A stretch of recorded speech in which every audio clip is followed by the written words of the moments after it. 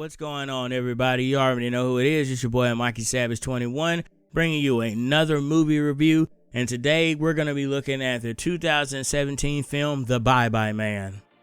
Now, essentially, The Bye-Bye Man is about a group of three teenagers who purchased this house located in Wisconsin.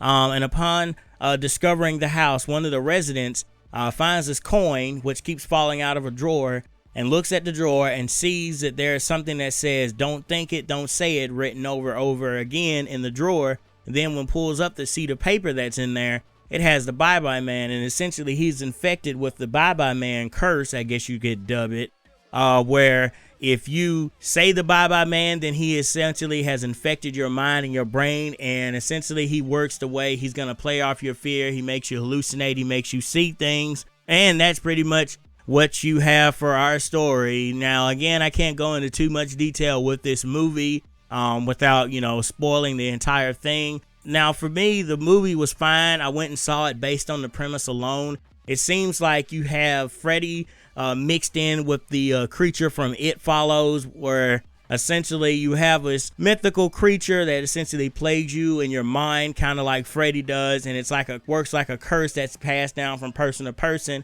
kind of like the creature from It Follows.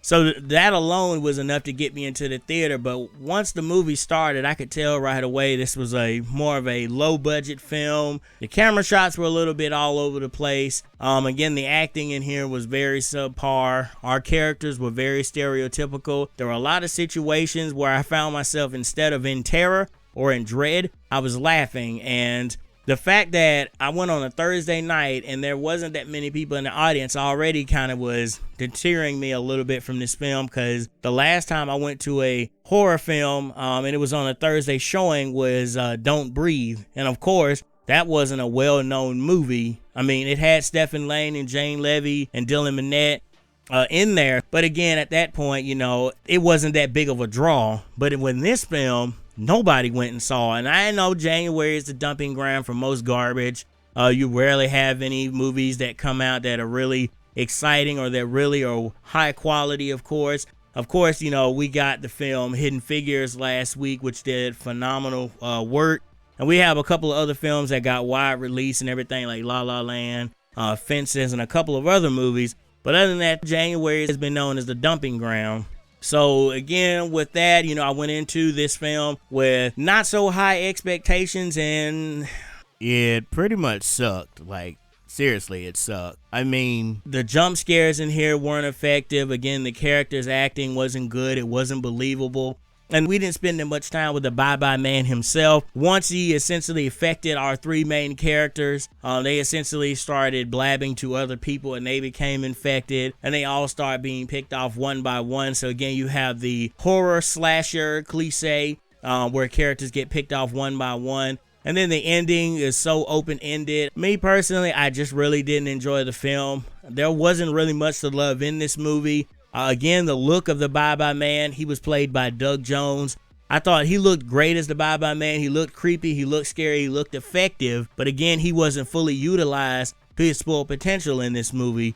Instead, what we got was really a subpar horror film that focused in on these three teenagers who I didn't care about, I didn't relate to, and the situations that they were in, and the way they behaved and performed on screen just didn't help the film either. But me personally, I wanted this film to be great because the story and the premise itself alone is great. So if I was grading this based on just the premise and the story alone, it would get really high scores. But for me, this film just didn't quite land and didn't quite hit with me. So out of 10, I'm going to give this film a solid 5 out of 10. There was certain things in there that were worth going to see, but I mostly say just rent this at Redbox or just watch it on Netflix when it comes through, or just check it out on demand. I don't say go pay the full price to see this. But what did you think of the Bye-Bye Man? Have you seen it this weekend so far? If so, let me know what your thoughts were down in the comment section below. And again, always thank you so much for tuning into this channel and checking out this movie review, and I hope you all have a blessed evening.